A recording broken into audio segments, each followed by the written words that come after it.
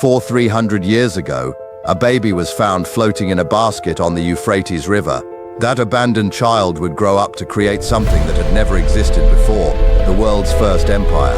This is the legendary quest of Sargon of Akkad. Before empires, the world was divided into city-states.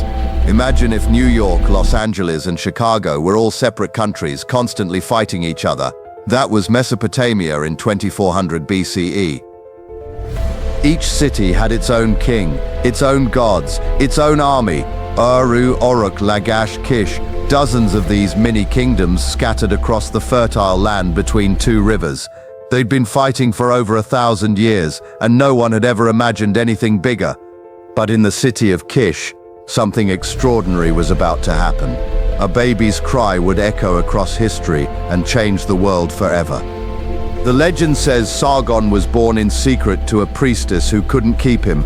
She placed him in a reed basket, sealed it with bitumen, and set it floating down the Euphrates River, just like Moses would be centuries later. A royal gardener named Aki found the basket.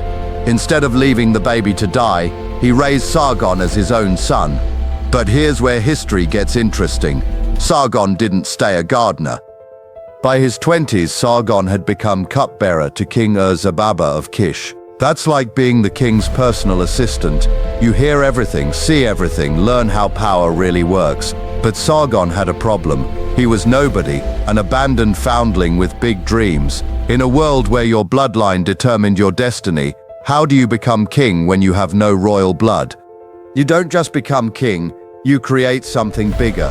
You create an empire. Around 230-34 BCE, Sargon made his move. While serving King Ur-Zababa, he'd learned something crucial. The city-states were exhausted from centuries of war. They were ripe for conquest. But Sargon didn't have an army. He didn't have royal backing. He didn't even have a city. So he did something revolutionary. He recruited from everywhere. Akkadians, displaced Sumerians, mercenaries, anyone willing to follow a nobody with an impossible dream. His first target was Uruk, one of the most powerful city-states. Its king Lugal-Zaggisi controlled much of southern Mesopotamia. This wasn't just Sargon's first battle, it was David versus Goliath, ancient style. The Battle of Uruk changed everything. Sargon didn't just win, he revolutionized warfare. While other armies were still using ceremonial combat between champions, Sargon used coordinated mass attacks with composite bows and bronze weapons. Lugal-Zaggisi was captured and dragged in chains to the gates of Enlil's temple, paraded as a trophy. But here's what made Sargon different. Instead of destroying Uruk, he absorbed it. This was the birth of imperial thinking. Don't just defeat your enemies, make them part of your strength. Victory at Uruk was just the beginning. City after city fell to Sargon's growing army. Uruk, Lagash, Umma. The ancient powers of Sumer crumbled before this upstart with no bloodline. But here's where Sargon proved he was more than just a conqueror.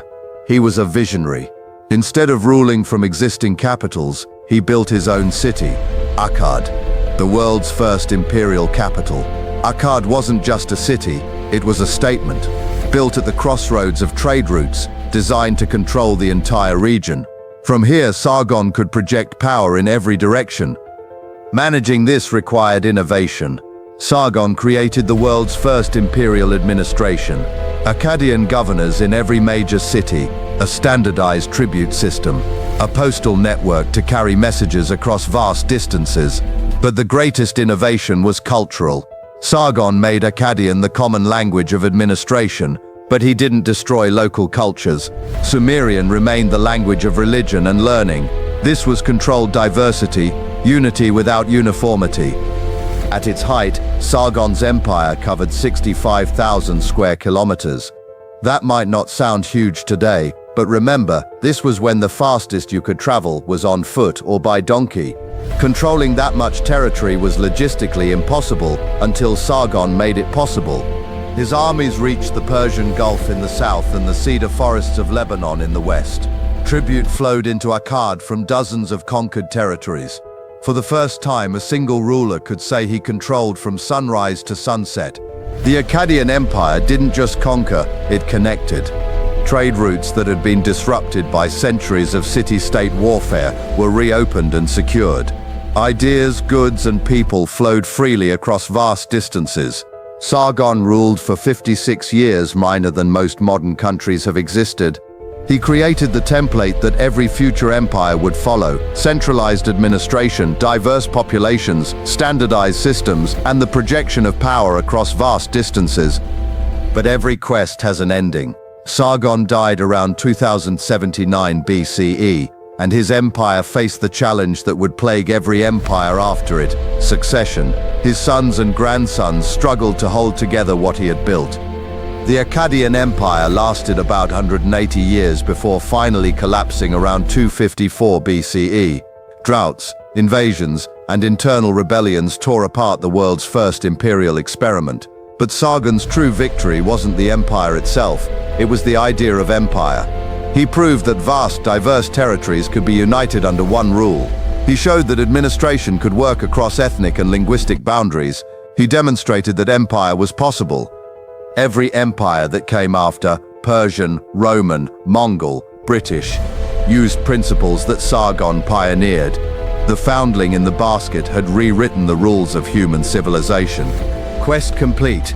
We've discovered how one abandoned baby created the world's first empire and changed human history forever. Sargon of Akkad proved that empires weren't just possible, they were inevitable. But this is just the beginning of our imperial adventures.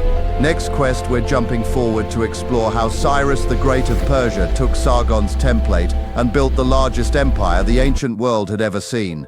What empire quest should we tackle after Persia?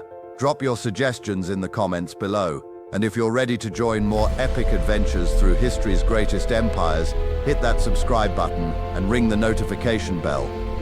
Until next time, keep questing.